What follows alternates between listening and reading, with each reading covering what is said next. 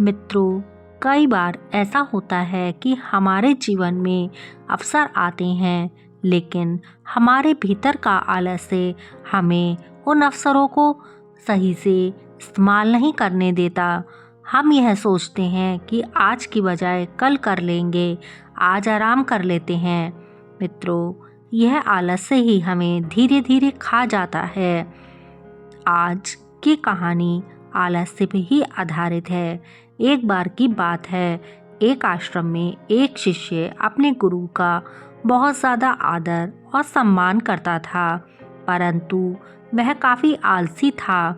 वह कार्य जरूर करता, लेकिन हमेशा यही सोचता कि यह काम आज नहीं, कल कर लूँगा।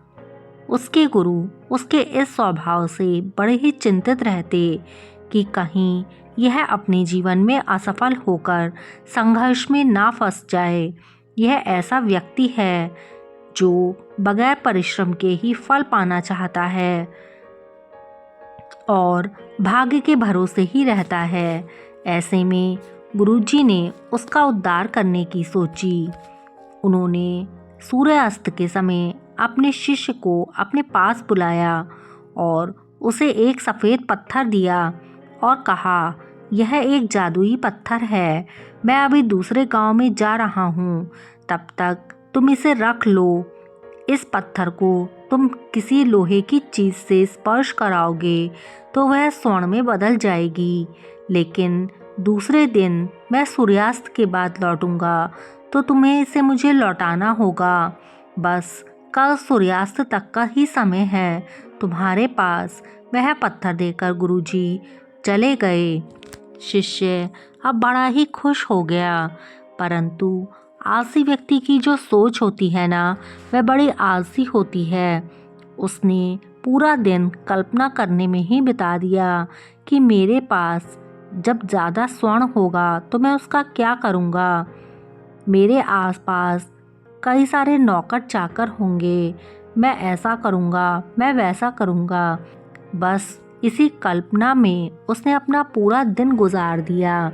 दूसरे दिन जब वह सुबह उठा तो उसने सोचा कि आज तो अंतिम दिन है, शाम के समय गुरुजी लौट आएंगे, मुझे इस पत्थर का उपयोग करना बहुत ज़रूरी है।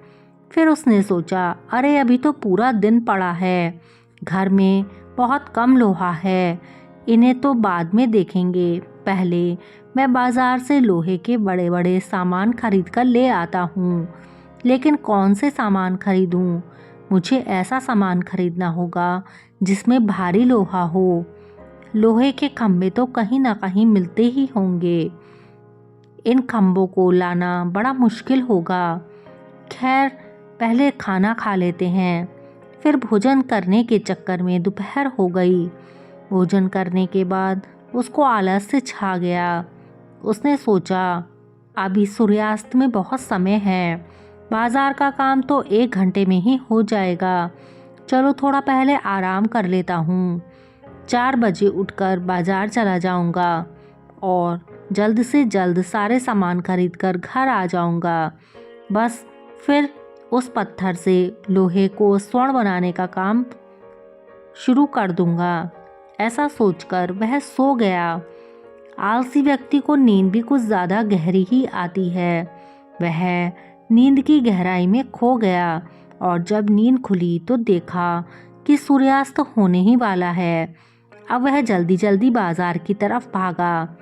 आधे रास्ते में सोचने लगा, अरे अगर वह पत्थर भी साथ ले आता तो अच्छा होता, क्योंकि लौटने से पहले ही सूर्यास्त हो जाएगा और गुरुजी आ जाएंगे।